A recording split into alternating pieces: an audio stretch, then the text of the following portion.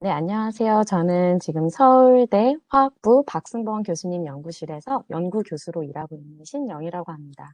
오늘 이렇게 웨비나에 초청해 주셔서 너무나 감사드리고 또 이 웨비나를 위해서 준비해 주신 관계자분들께 또 감사의 말씀드리고 오늘 이렇게 귀한 시간 내서 참석해 주신 여러분들께 감사의 말씀을 먼저 드리고 발표 시작하도록 하겠습니다.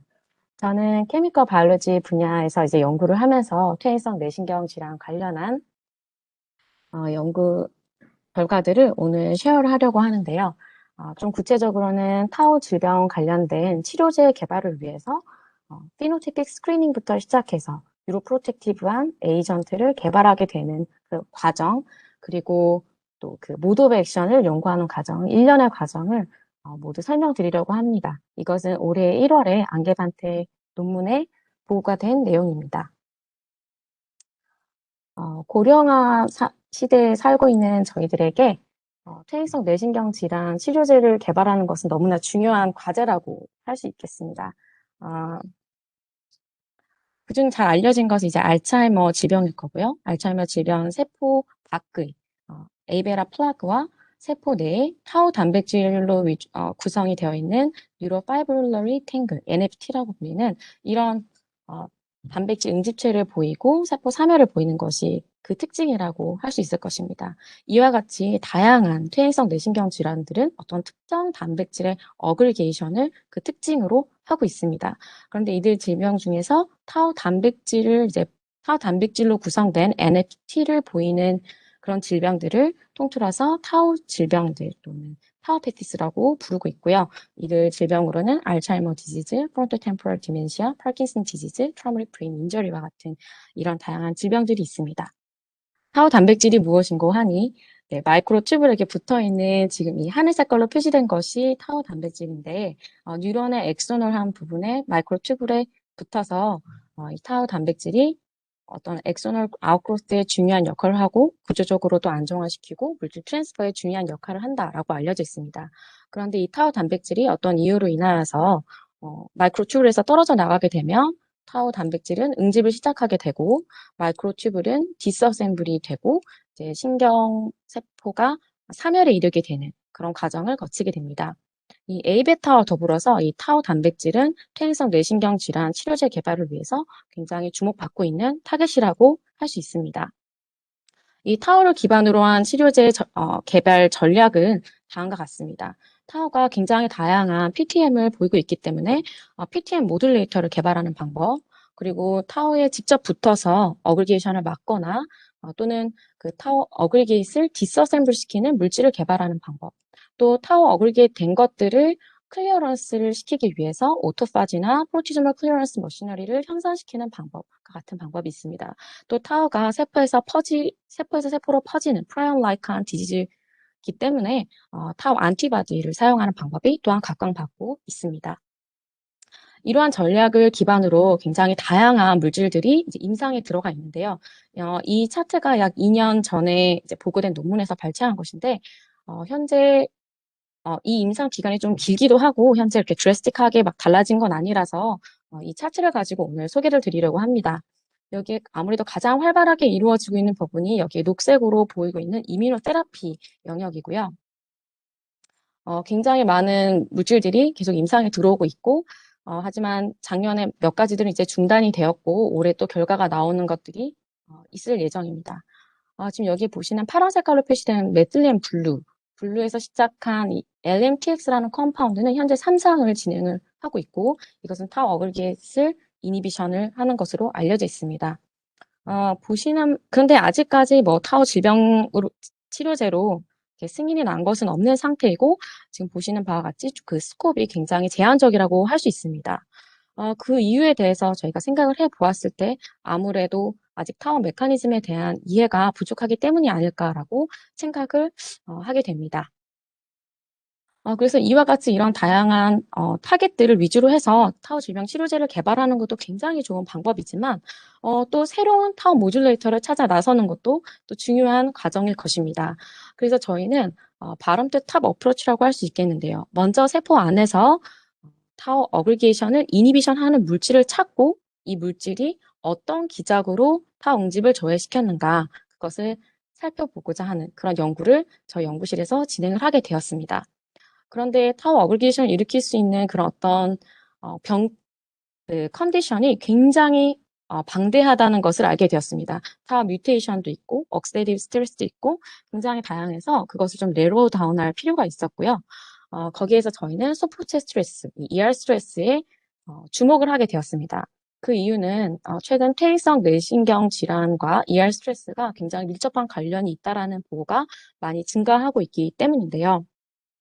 이렇게 다양한 퇴행성 뇌신경 질환 환자들에게서 보이는 이 단백질 응집체들에는 다양한 ER 스트레스 마커가 또 함께 발견이 되었습니다. 이들 중에서 이 frontal temporal dementia, 그리고 PSP, 그다음에 알츠하이머 디지즈, 그리고 traumatic brain injury, 스트로크와 이스키미아 같은 이 질병들에게서는 NFT도 함께 그 단백질 응집체로 발견이 됩니다. 따라서 이와 같은 타우 질병과 ER 스트레스가 굉장히 밀접한 관계가 있다라는 것을 클리어하게 알 수 있었고, 저희는 이 ER 스트레스를 주목해서 추 연구를 진행하였습니다. 저희 연구 목표는 이와 같이 ER 스트레스 컨디션에서 타워 프로틴 어그리게이션을 저해시킬 수 있는 물질을 먼저 찾고, 이 물질의 작용 기작을 연구함으로써 타워 질병 치료를 위한 어떤 새로운 전략을 제시하고자 하는 것이 저희 연구의 목표였습니다.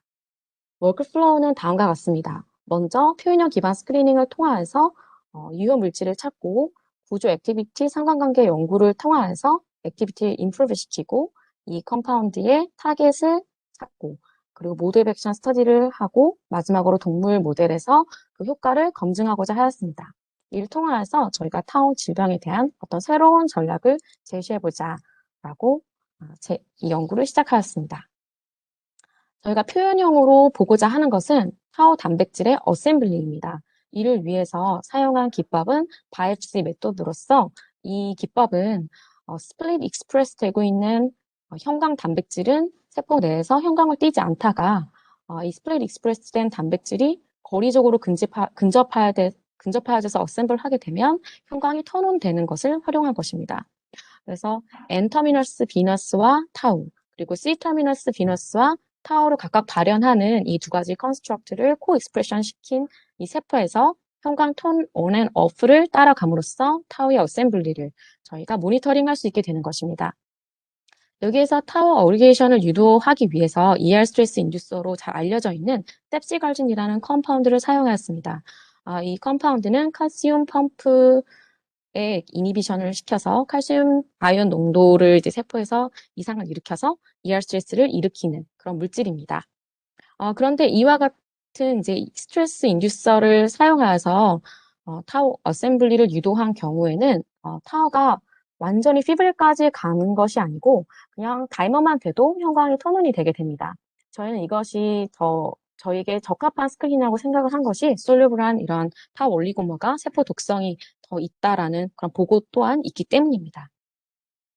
이 스크리닝에서 뎁실갈진과 그 컴파운드를 동시에 세포에 처리하여서 뎁실갈진에 의해 일어나는 형광 톤온을 저해할 수 있는 물질을 저희는 이 연구를 통해서 찾고자 하였습니다. 스크리닝 하는 동안 얻게 되는 이미지 데이터를 지금 보여드리고 있습니다. 위에 있는 FITC 채널은 비너스 형광, 그러니까 타워의 어셈블리를 인해서 보이는 비너스 채널이고, 아래는 같은 영역의 뉴클레이를 보여주고 있는 이미지입니다. 펩시갈진을 처리하였을 때 현저히 그 형광이 증가되는 것을 볼 수 있었고, 유효 물질이 펩시갈진과 함께 처리되었을 때 그 형광 톤온이 억제되는 것을 볼 수 있었습니다. 이와 같은 스크리닝 시스템이 얼마나 솔리드한지 확인하기 위해서 G 프라임 팩터를 계산하였고, 그 신뢰도 수치인 0.5 이상 되는 0.6이라는 수치를 얻어서 이 스크리닝 시스템이 솔리드하다는 것을 검증하였습니다. 스크리닝을 위해서는 박승범 교수님 연구실에서 개발된 피도스 라이브러리 컴파운드를 사용하였는데요. 이 컴파운드는 바이올로지컬리 액티브하다고 알려져 있는 그런 케미컬 모아이트들을 기준으로 해서 이것들을 3차원적으로 굉장히 다양하게 데코레이트 시킨 그런 화합물들의 라이브러리입니다. 약 3,000여 개 정도 되는 이 컴파운드들을 스크리닝 하여서 여러 가지 이니셜 힛 컴파운드들을 찾을 수 있었고, 이들 중에서 셀 바이빌리티에 영향을 주지 않는 컴파운드들 군을 셀렉하고 오늘 소개해 드릴 것은 이류 중에 SB1605라는 화합물입니다. 이 화합물은 피리미도 다이아즈핀 코어와 브릿지 헤드를 그 특징으로 하고 있습니다. 저희가 이 컴파운드의 포턴스를 더 높이고 또 앞으로 이 컴파운드를 변형시켜서 어떻게 더 응용할 수 있을지에 대한 어떤 아이디어를 얻기 위해서 Structure Activity Relationship 스터디를 진행하였습니다.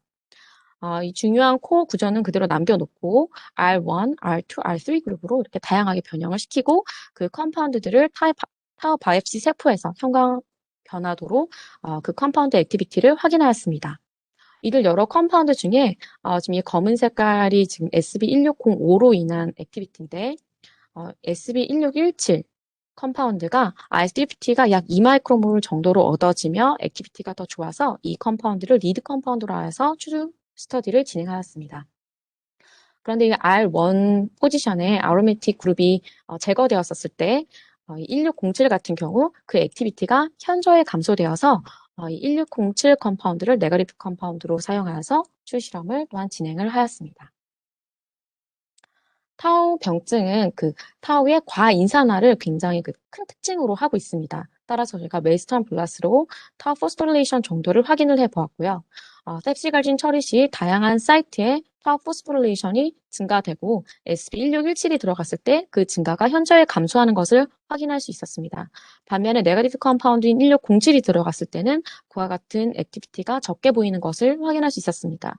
그런데 저희가 놀랍게도 타워 포스포릴레이션 뿐만 아니라 이 컴파운드가 토탈 타워 레벨에도 영향을 준다는 것을 알 수 있게 되었습니다. 그런데 어떤 특정 단백질을 오버익스프레션 시키는 아티피셜한 셀 시스템에서는 그 스트레스 스티뮬런트에 의해서 트랜스크립션 레벨이 자꾸 바뀐다는 것을 아시는 분들은 아실 텐데요. 이런 부분을 배제하기 위해서 저희가 다른 셀 시스템을 활용해야 하였습니다. 그래서 타워의 항상성 조절에 대한 어떤 연구를 위해서 IRES가 들어가 있는 컨스트럭트를 활용하였습니다. 이 IRES는 Internal Ribosome Entry Site를 일컫는 말이고요. 여기에서 트랜스크립션은 DS-RED부터 시작해서 타우 EGFP까지 원 시퀀스로 이렇게 쭉 가지만 트랜슬레이션은 IRES를 활용하여서 따로따로 일어나게 됩니다. 이런 컨스트럭트를 오버익스프레션 시키고 있는 세포에 어떤 컴파운드를 처리하고 그 컴파운드가 만약에 타우의 양을 제거 작용을 통하여서 타우 양을 줄이게 된다면 그 세포 내의 EGFP 형광이 선택적으로 더 감소를 하고 될 것이기 때문에 이러한 부분들을 플로우 사이토메트리로 확인을 하게 되면 컨트롤이 이렇게 노란색으로 보이는 셀 디스트리뷰션을 보인다면 EGFP over DS-RED 레이시오가 EGFP가 줄기 때문에 그 셀 디스트리뷰션이 왼쪽으로 시프트되는 그런 양상을 보이게 될 것입니다. 이와 같은 셀 시스템을 활용하여서 어떤 컴파운드가 세포 내 타우의 스테리셀 레벨을 어떻게 변화시키는지를 확인을 할 수가 있습니다. 저희가 SB1617로 그것을 확인해 보았을 때 정말로 셉실갈진 트윗군에 비해서 그 셀 디스트리뷰션이 왼쪽으로 이렇게 시프트되는 양상을 확인을 할 수 있었고요. 반면에 네거티브 컴파운드인 SB1607을 사용했을 때는 그런 양상이 보이지 않아서 SB1607이 타우의 양을 줄이는 아마도 제거 기작을 증가시켜서 타우의 양을 줄이는 역할을 한다라는 것을 결론 지을 수 있었습니다. 이와 같은 실험들을 통하여서 SB1617이 타워 어셈블리를 줄이고 또한 타워 항상성을 조절한다라는 것을 알 수 있게 되었습니다. 그렇다면 어떻게 이런 효과를 보이게 되는 것인가, SB1617은 어떤 단백질에 붙는가라는 것을 알기 위해서 타겟 아이디 스터디를 진행하였는데 이때 박승범 교수님 연구실에서 개발된 TSPC라는 기법을 활용하였습니다. 이 기법은 간단하게는 어떤 단백질이 열 변성을 가지게 되는데 만약에 그 단백질이 스몰 몰레큐어가 인터랙션을 하게 되면 구조적으로 더 안정해져서 열 변성에 대해서 저항성을 가지게 된다라는 그런 원리를 활용한 기법입니다. 그 프로시저를 간단하게 설명을 드리면요. 셀에다가 이 컨트롤, 여기서는 DMSO를 처리를 하고 또 한쪽 셀에는 EU 컴파운드, 여기서 SB1617 컴파운드를 처리를 약 1시간에서 2시간 정도 해줘서 이 컴파운드가 타겟 단백질에 충분히 인게이지 될 수 있도록 시간을 줍니다. 그 다음 각각의 세포를 하베스트를 해서 EP 튜브에 엘리컷을 하고요. 각 EP 튜브를 다른 온도로 열 처리를 약 3분 정도 해주게 됩니다. 그러면 이 과정에서 지금 보시는 노란 색깔 동그라미로 표시된 단백질 같은 경우 낮은 온도에서는 DMS 처리군에서나 1617 처리군에서나 둘 다 솔루블한 프랙션의 존재를 하게 되겠지만 조금 더 높은 온도에서 T2 온도에서는 이 노란색 단백질이 프레시피테이션이 되게 될 것입니다. 열 변성에 의해서 프레시피테이트 아웃이 될 텐데 SB1617에 의해서 안정화된 경우에는 이것이 열 변성이 일어나지 않고 솔루블한 프랙션에 남아있게 될 것입니다. 하지만 가장 높은 온도에서는 어쨌거나 이 단백질들은 모두 열 변성에 의해서 프레시피테이트 아웃이 될 것입니다. 이렇게 열 처리를 한 각각의 세포들을 라이시스하고 솔루블한 프랙션 프로테움들을 각각 얻고요. 그 프로테움들을 DMSO 처리군은 Cy3로 레이블을 하고 컴파운드 처리군은 Cy5로 레이블을 해줍니다. 그 다음 같은 온도가 처리된 튜브를 프로테움을 믹스를 해서 2디젤 일렉트로포시스를 하게 됩니다. 그렇게 되면 양쪽 모두에서 녹색과 빨간 형광 모두를 지니는 단백질들 모두에서 솔루블한 프랙션에 남아있는 단백질들은 노란색 스팟으로 이렇게 보이게 될 것입니다. 하지만 T2 온도에서 프레시피테이트 되었던 이 노란색 단백질, 하지만 1617에 의해서 안정화된 이 단백질은 붉은색 형광이 달려있는 단백질만 솔루블하게 남아있기 때문에 T2 온도 젤에서 이렇게 붉은색 스팟으로 보이게 될 것이고 결국에 이 모든 스팟들은 이렇게 페이드아웃 하게 될 것입니다. 이렇게 붉게 보이는 이 스팟들이 단백질들이 SB1617과 바인딩하는 단백질을 것이기 때문에 이들 레드 스팟을 잘라내서 매스매스 분석을 통하여서 SB1617의 타겟 단백질 리스트를 얻을 수가 있습니다. 이번 실험에서는 네거티브 컴파운드인 SB1607을 포함시켜서 3컬러 시스템으로 TSPC를 진행하였습니다. 이렇게 하여서 non-specific binding non-specific binding으로 인하여서 보여지는 단백질 후보군들을 더 용이하게 제거하기 위해서 이와 같이 실험을 진행하였고요. 실험 과정 중에서 높은 온도에서 여러 개의 레드 스팟들을 확인을 할 수 있었습니다. 이런 레드 스팟들은 소프트웨어를 활용하여서 퀀티피케이션을 하여 플러팅을 하였는데 여기 보시는 XX축은 Cy5 over Cy2, 즉 DMSO 처리군에 대비해서 1617에 의해서 구조적으로 안정화된 단백질, 그리고 Y축은 Cy5 over Cy3, 즉 네거티브 컴파운드로 인한 non-specific binding over에 대비해서 1617에서 구조적으로 안정화된 단백질 수치들을 이렇게 보여주고 있고요. 이 각각의 동그라미들은 단백질을 표현하고 있습니다. 그렇기 때문에 이렇게 레드 박스로 표시되어 있는 여기 안에 들어가 있는 단백질들은 유의미하게 SB1617에 의해서 안정화된 단백질이라고 할 수 있겠습니다. 각각의 다양한 온도에서 이렇게 얻어진 젤들을 분석을 하여서 레드 박스 안에 들어가 있는 단백질들을 후보 단백질 리스트로 얻을 수 있었고 이들 단백질들이 리얼 타겟인지 확인하기 위해서 각각의 단백질을 타워 바이옵시 세포에서 낙다운하고 형광이 변하는지를 확인하여 보았습니다.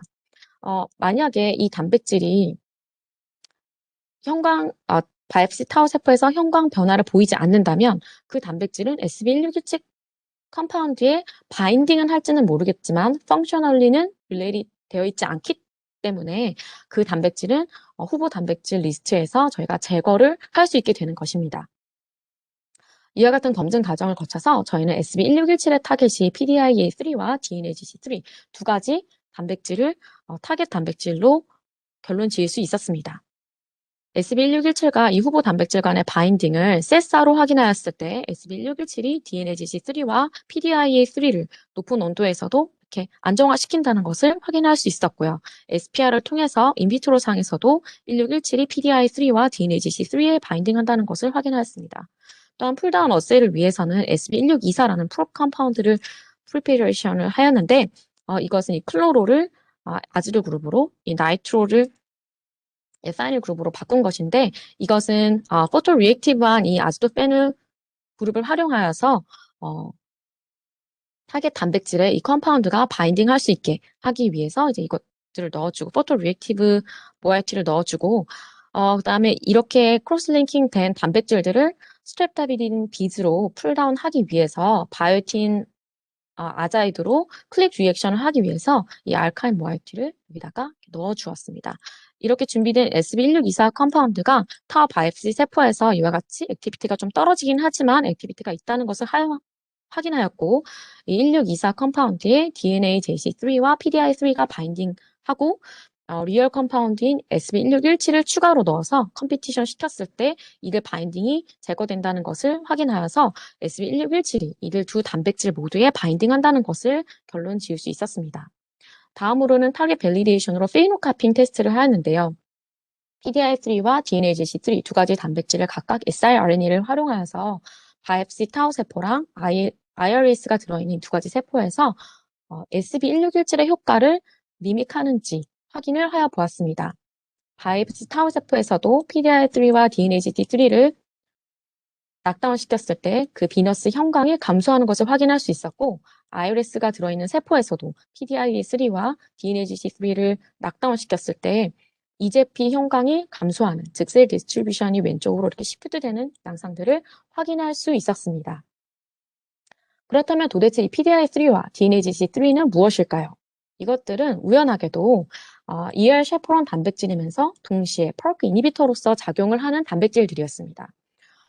그렇다면 펄크가 무엇인가 하니 이것은 펄크는 ER 멤브레인에 있는 ER 멤브레인 프로틴이고 ER 스트레스 센서로 작용하는 단백질입니다. 세포에 미스폴딜 프로틴이 이제 쌓이게 되거나 칼슘 아연 레벨이 이렇게 변화가 있게 되면 펄크가 오토포스포릴레이션 돼서 다이머라이제이션이 되게 되고 이것이 ERF2 알파를 포스포릴레이션 시키게 됩니다. 그렇게 되면 이것은 글로벌한 프로틴 신터시스를 저해를 시키게 되고요.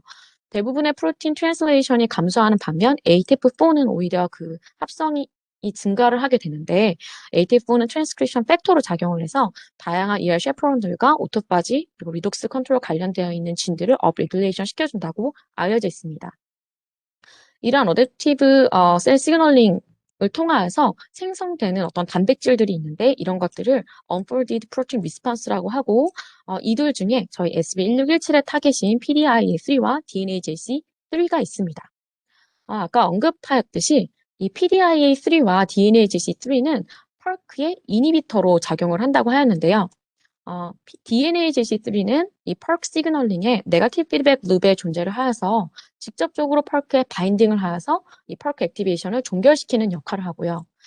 반면에 PDIA3는 PDI라는 단백질의 리덕테이즈로 작용을 하는데 옥사이즈드 폼의 PDI가 펄크를 액티베이션 시키는데 PDIA3가 이 PDI를 리듀스드 폼으로 계속 만들기 때문에 간접적으로 PDIA3는 펄크의 이니비터로서 작용을 하게 됩니다. 이렇게 직간접적으로 펄크 이니비터 역할을 하고 있는 이 PDI3와 DNAGC3를 만약에 낙다운을 하게 된다면 펄크가 오히려 액티베이션 되게 될 것입니다. 그것을 siRNA로 확인을 해 보았었을 때 이 두 가지 단백질을 낙다운을 하게 되면 펄크 하위에 ERF2 알파가 포스포릴레이션 되는 그 양이 증가하고 또한 그 하위에 ATF4가 증가되는 것을 저희가 확인할 수 있었습니다. 다음으로는 PDIA3의 PDI에 대한 리덕테이즈 액티비티에 대한 스터디를 진행을 하였습니다. 이를 위해서 팩 말레미드 모디피케이션 어세이를 진행하였는데요. 이 어세이에서는 먼저 reduced than 폼으로 존재하는 시스테인들의 프리사이오를 먼저 low molecular weight 말레미드로 먼저 알킬레이션을 시킵니다.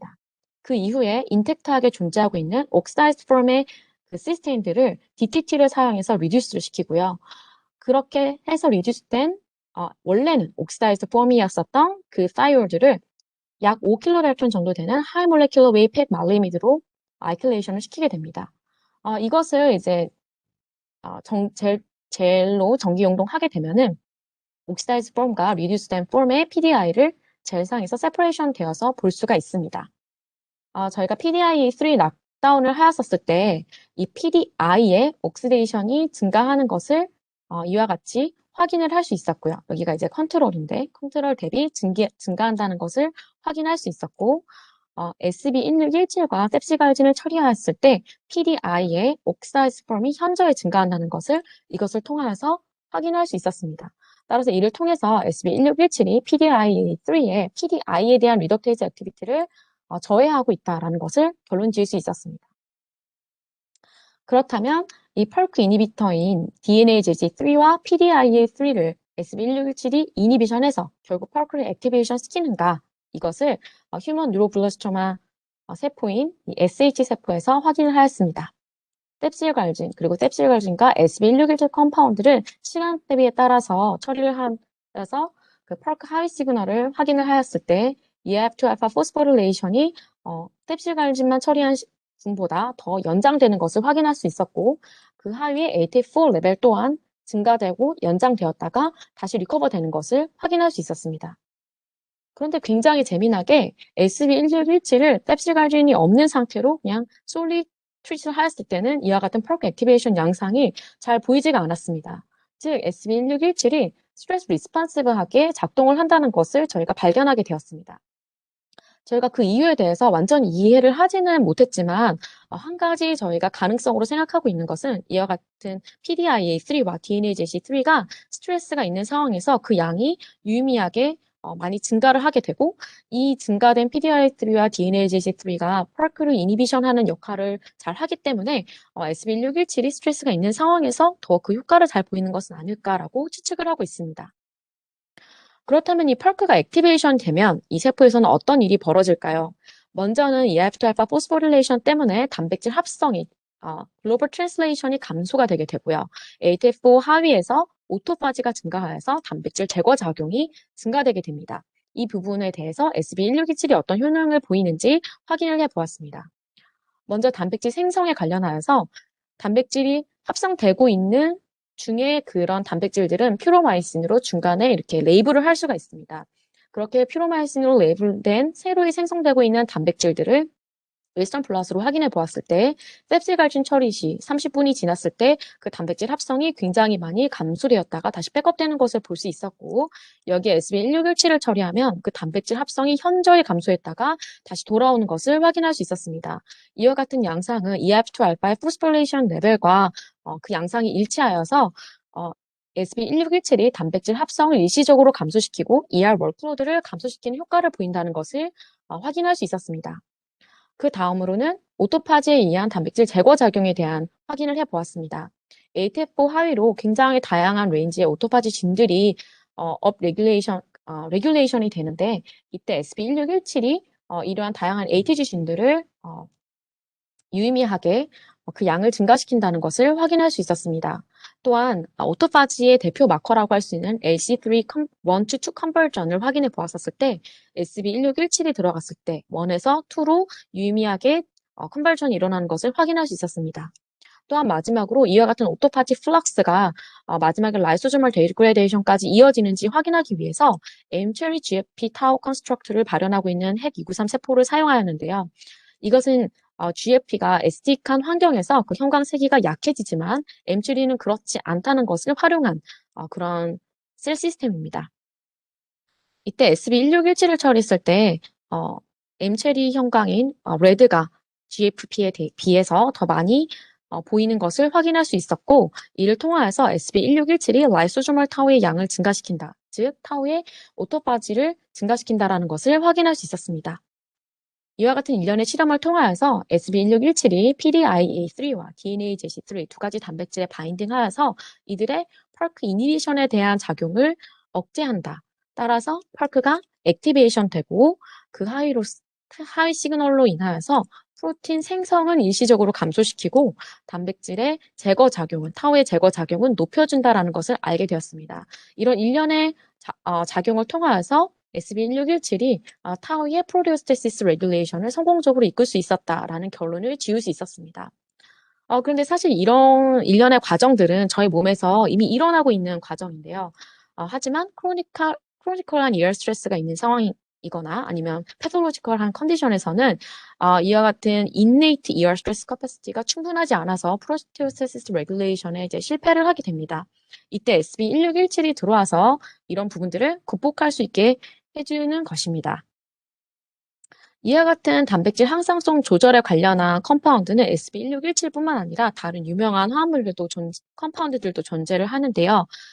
그 예시로 지금 여기 슬라이드에 보여드리고 있는데 EF2알파의 퍼스트 스테이지로 알려져 있는 GET34의 이니비터들입니다. 이 예시로는 살루브리널, 구아나빈, 세핀1과 등과 같은 이런 화합물들이, 컴파운드들이 있는데, 이 컴파운드들은 EF2 알파가 다시 포스포릴레이션 되는 것을 막아서 EF2 알파의 포스포릴레이션을 더 연장하게 되고, 따라서 프로틴 신테시스를 감소시키는 역할을 하게 됩니다. 이러한 화합물들이 다양한 뉴로디전러티브 디지즈에서 굉장히 좋은 양상을 보였었고요. 이를 통하여서 단백질 항상성 유지가 다양한 질병에 굉장히 중요한 역할을 한다는 것을 알 수가 있습니다. 이와 같이 프로테오스테시스 베이스 테라퓨틱 스트래터지는 굉장히 다양한 질병에 베네피셜한 효과를 볼 수 있을 것이라고 예상이 되고 비단 펄크 액티베이션뿐만 아니라 다른 ER 스트레스 센서로 알려져 있는 ATF6를 인해서 시키는 147이라는 화합물 컴파운드도 굉장히 다양한 질병 그리고 이런 A베타에서도 그런 굉장히 좋은 양상 효과를 보이는 그런 양상을 보였습니다. 이를 통하여서 어떤 질병이 있는 상황에서는 immediate stress response가 충분하지 않을 수 있다라는 것을 저희가 알 수 있고요. 여기에서 스트레스 리스폰시브한 타겟인 PDIA3와 DNAGC3를 활용해서 트랜지언트하게 프록시널링을 액티베이션 시키는 것이 프로테오스테시스 레귤레이션에 굉장히 좋은 전략이 될 수 있겠다라고 저희가 제시를 합니다. 이 1617의 인비보 효과를 확인해 보기 위해서 파르마코키네틱 프로퍼티스와 BBB 페네트레이션을 확인을 하였었는데 IP 인젝션을 했었을 때 반감기가 약 6.6시간 정도 그리고 BBB 페네트레이션이 약 50%를 넘는 것을 확인할 수 있어서 IP 인젝션으로 추후 동물 실험을 진행하였습니다. 동물 모델로는 트라우마틱 브레인 인저리 마우스 모델을 사용하였고요. 이 TBI의 충격은 ER 스트레스를 동반할 뿐만 아니라 타와 A베타 패솔로지를 일으키고 신경 손상과 인지 기능의 저하를 다 가져오기 때문에 저희 1617을 테스트하기에 굉장히 적합한 동물 모델로 선정이 되었습니다. TBI 충격 이후 SB1617을 5-MPK로 하루에 2번씩 약 7일 동안 주사를 하여서 그 효과에 대해서 검증을 하였습니다. TBI 충격 후 24시간 이내로 이 24시간 후에 토탈 타우 레벨과 포스포 타우 레벨이 이렇게 콜리컬 리즌과 히포캠펄 리즌에서 증가되는 것을 확인할 수 있었습니다. TBI 충격 이후 이렇게 토탈 타우 레벨이 증가하는 것은 이전에 다른 논문들에서 아무래도 클리어런스 메커니즘의 페일리어 때문에 생기는 것이 아닐까라고 보고가 되어 온 바가 있습니다. 이런 이상적인 토탈 타우 레벨의 증가와 포스파 타우 레벨의 증가가 SB1617을 처리한 군에서는 억제되어 있는 것을 확인할 수 있었습니다. 또한 뉴로널 세포의 살아있는 뉴로널 세포를 스테인에서 확인해 보았었을 때 TBI 비클군에서 그 세포 사멸이 보였지만 1617 처리 군에서는 더 라이브한 뉴로널 세포가 더 많이 관측이 되어서 1617이 뉴로프로텍티브한 이펙트를 보인다라는 것을 저희가 결론 지을 수 있었습니다.